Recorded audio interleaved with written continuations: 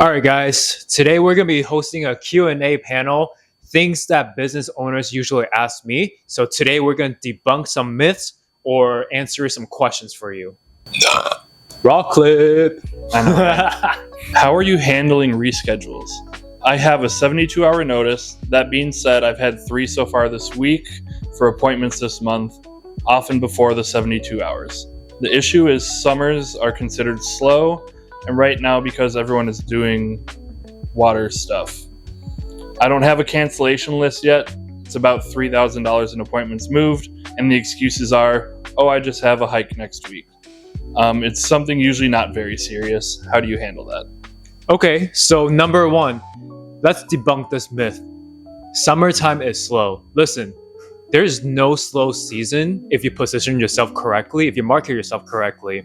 Okay, as far as when it comes down to rescheduling, obviously you should already have a policy in place. If you're a premium business owner, you should be able to attract business clientele that respect your time, just like how I respect yours or theirs. So the thing is, whenever I send out my deposit policy, I make sure that they're very aware of my deposit policy and my rescheduling policy and all that fun stuff. So moving forward, I would suggest having a policy typed out just so everyone's on the same page. How do you gather testimonials? Gathering testimonials is actually my favorite part. Okay, so gathering testimonials, there's 2 ways of doing it. Number one is environmental testimonial. So it means that when you're in the middle of tattooing, you guys are chatting or laughing and having fun goofing off. Those are already recorded, and it shows that whenever the client's around, you guys are having mad fun, right? Another way is more of an interview style testimonial, kind of how like my manager is interviewing me right now. So things you can ask: how was your experience? What was it like booking with me? And all that fun stuff. So when it comes down to the environmental testimonial, you can also loop it in, so it's a lot less pressure, right? Because people don't want to be interviewed like they're going to a job interview. So essentially what you're going to do, your camera's rolling, you guys are in the middle of tattooing. You can just easily ask like, hey, so like, how did you find me? And people are like, oh, I found you through TikTok, Instagram, or word of mouth. So once again, 2 forms. One's environmental, which is something that's a little bit more less pressure.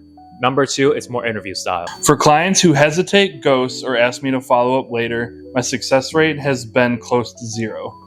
I follow up after 1 to 4 days, or on the 1st if they say they could pay next month. How do you handle follow-ups, and what messages work best for you?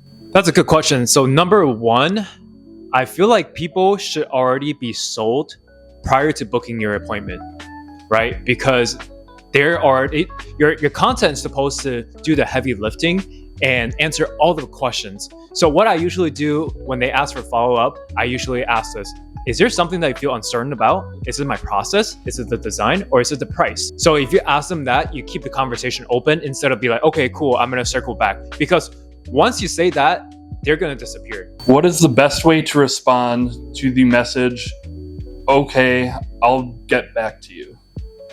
Same thing as before. What are you uncertain about?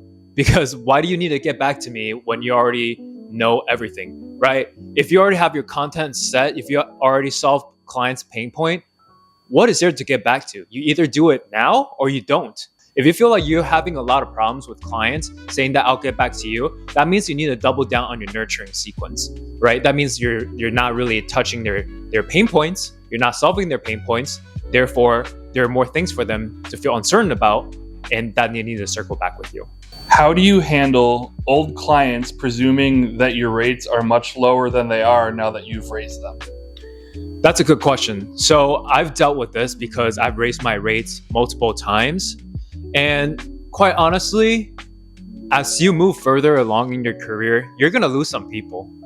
Whether it's clients, your friends, your family member, that's totally okay. That just means you're moving to the right direction. If you're handling with a client that had your old rate versus now it's probably double or tripled, be as transparent as you can. Be like, hey, my demand is insane right now. Therefore, I need to raise my rate for XYZ reason. If you're looking to get this done, this is what I charge right now. But hear me out. Unless you really fuck with the project and you really like your client and you don't mind just tossing a little bit of your old rate just to take care of them, I usually do that for my clients too. The people that I really fuck with, I do that. How do you communicate that you're a premium artist without talking about price directly or coming across as arrogant? Content should be able to do the heavy lifting.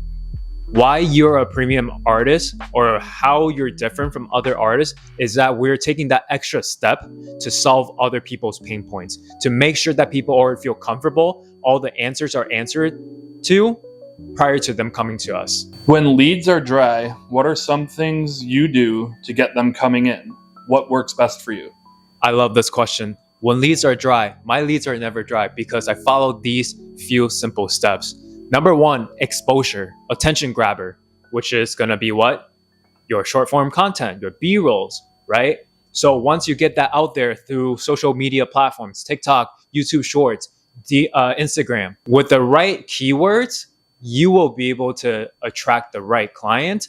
Okay, backtrack. I wouldn't say the right client, but you will be able to get leads. Is it a positive thing that I went viral with a tattoo and gained around 3,000 followers? The reason I am asking is because I had about 40 new inquiries, but booked 0. Fantastic question. Business owners tend to gear towards going viral, but that's just attention. If you don't have trust, if you don't build trust, how are you going to convert high quality clients? You only need a small amount of people carefully watching you, getting nurtured to become your high quality leads. Going viral is not the main goal here. I don't have a huge following count, but I'm booked out till May, June of 2027, almost a year out, right? I'm charging premium pricing. Why? Because I spent enough time nurturing my client to make sure that all my client knows exactly what I do and that I'm a premium artist. How do you find trending sounds for your videos? See, trending sounds is no longer important compared to maybe a year or two back. I feel like the content means a lot more than trending music. But if you're just looking for audio, I mean, Instagram Reels or TikTok, just look for whatever that you like. How do you handle negativity online, either through comments or DMs or people that have reached out to try to book with you that no longer want to? I no longer care for any negativity or comments or any sort of like that. I've been through it way too many times. You have to understand, people only post negative things to say about you. It's because they're projecting, unless you're fucking up big time. The thing is, you don't have to care because it's probably not for you anyway. If they're just gonna believe this from he said, she said, right? You just keep in your lane and focus on your content and keep on nurturing people and keep being a good person. I don't think that anything's gonna derail you. I'm booked out for about 4 months. How should I go about raising my prices? First of all, congratulations. 4 months is huge. So it really depends on your threshold. How far out do you want to be booked out for you to feel comfortable to play with your pricing, right? For me, it could be 6 months. All right, I'm comfortable being booked out 6 months. So I want to raise my price because I feel like it's getting a little bit more overwhelming. When you raise your price, it's all about supply and demand, right? Because you have high demand, you want to cut down your supply so you're not working to death. So say that you're booked out 3 months, you're comfortable. So you can play with pricing a little bit, up your price and see how that goes, right? But remember this, when you up your price, you have to double down on nurturing sequence. So I would say figure out your threshold and play with the pricing. If it doesn't work, then reevaluate and see what's falling short.